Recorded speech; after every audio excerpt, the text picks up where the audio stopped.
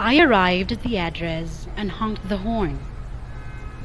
After waiting a few minutes, I honked again. Since this was going to be my last ride of my shift, I thought about just driving away. But instead, I put the car in park and walked up to the door and knocked. "Just a minute," answered a frail, elderly voice.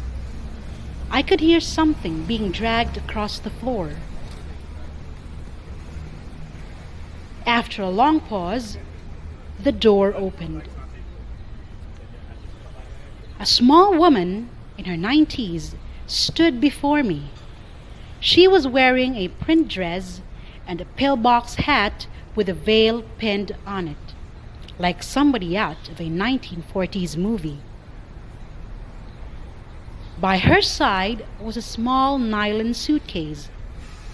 The apartment looked as if no one had lived in it for years. All the furniture was covered with sheets. There were no clocks on the walls, no knickknacks or utensils on the counters. In the corner was a cardboard box filled with photos and glassware. "Would you carry my bag out to the car?" she said. I took the suitcase to the cab, then returned to assist the woman. She took my arm and we walked slowly toward the curb. She kept thanking me for my kindness. "It's nothing," I told her. "I just try to treat my passengers the way I would want my mother to be treated."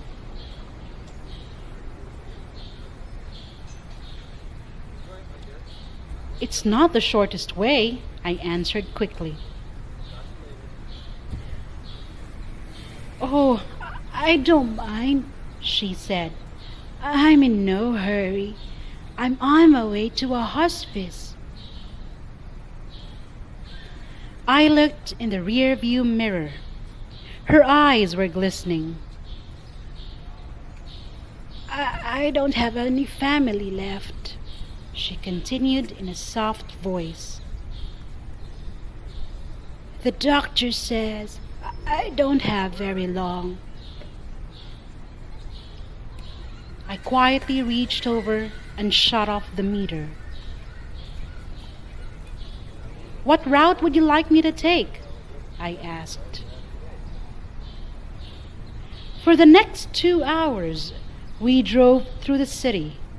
She showed me the building where she had once worked as an elevator operator. We drove through the neighborhood where she and her husband had lived when they were newlyweds. She had me pull up in front of a furniture warehouse that once been a ballroom where she had gone dancing as a girl.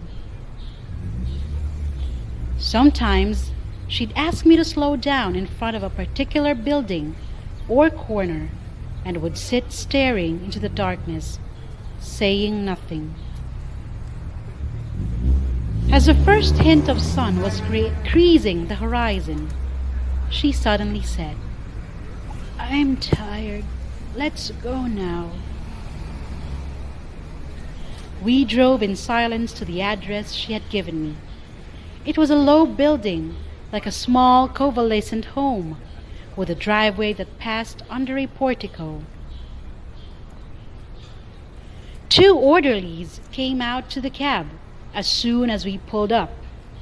They were solicitous and intent, watching her every move.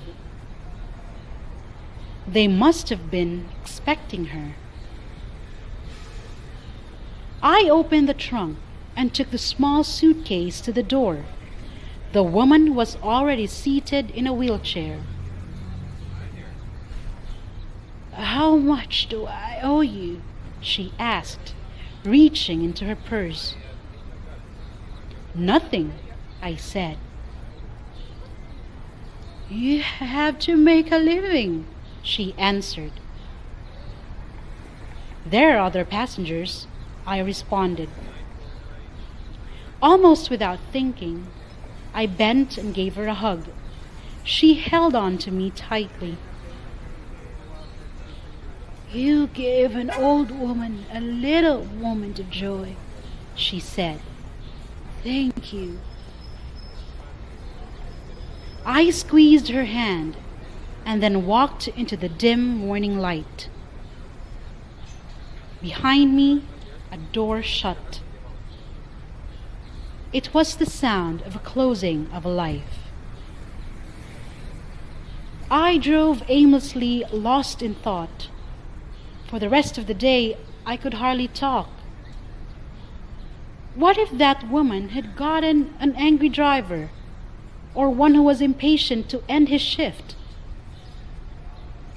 What if I had refused to take the run, or had honked once then driven away?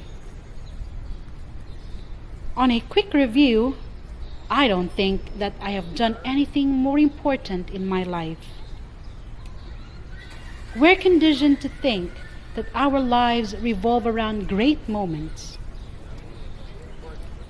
But great moments often catch us unaware, beautifully wrapped in what others may consider a small one. The power of human friendliness and compassion cannot be overstated. All of us respond to it, and all of us appreciate it when shown by another. This story is a good lesson in that most beautiful of the fruits of the Spirit, love and kindness. Thanks for watching. Please like the video and don't forget to subscribe.